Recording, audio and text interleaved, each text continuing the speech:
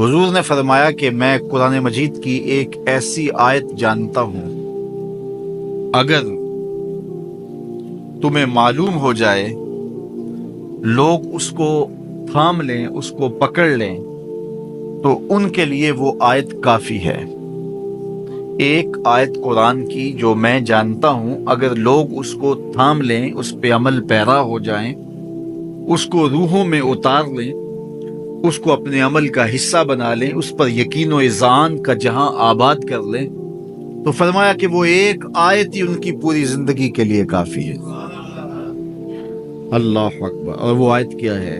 حضور نے بتائی، وہ آیت یہ ہے، وَمَن يَتَّقِ اللَّهَ يَجْعَل لَّهُ مَخْرَجًا وَيَرْزُقْهُ مِنْ حَيْثُ لَا يَحْتَسِبُ، کہ جو اللہ سے ڈرتا ہے اللہ اس کے لیے راستے کھول دیتا ہے اور اس کو وہاں سے رزق دیتا ہے جہاں سے اسے گمان بھی نہ ہو۔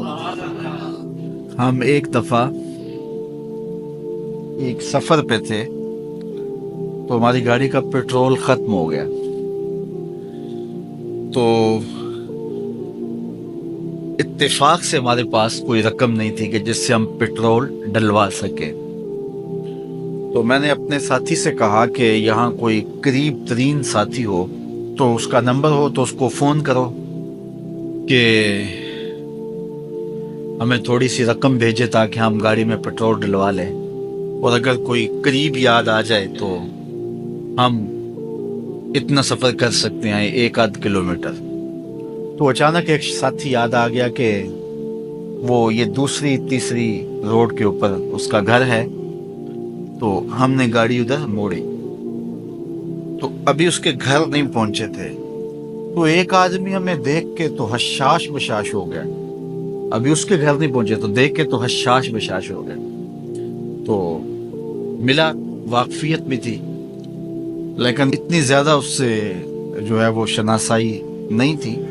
کسی اجتماع میں اس نے ہمیں بلایا تھا تو ملاقات ہوئی تھی وہاں، ہم بیان کر کے اس کے علاقے میں، تو وہ لاہور آیا ہوا تھا، تو ہماری وہاں وہ ملاقات ہو گئی وہاں۔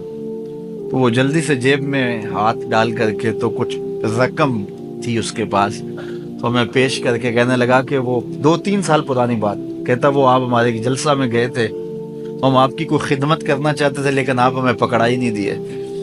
تو یہ ہے آپ کا نذرانہ۔ تو ہوتا ہی ہے کہ اگر کوئی نذرانہ پیش کرے تو میں کہتا ہوں کہ نہیں کوئی مسئلہ نہیں، لیکن میں نے کہا ٹھیک ہے لے آؤ، چونکہ تم خود نہیں آئے ہو، تمہیں کسی نے بھیجا ہے۔ وَيَرْزُقُهُ مِنْ حَيْثُ لَا يَحْتَسِبُ، میرے رب کا وعدہ ہے اگر تم اس پہ بھروسہ کرو تو پھر وہ تمہیں وہاں سے دے گا جہاں سے تمہیں گمان بھی نہیں ہوگا۔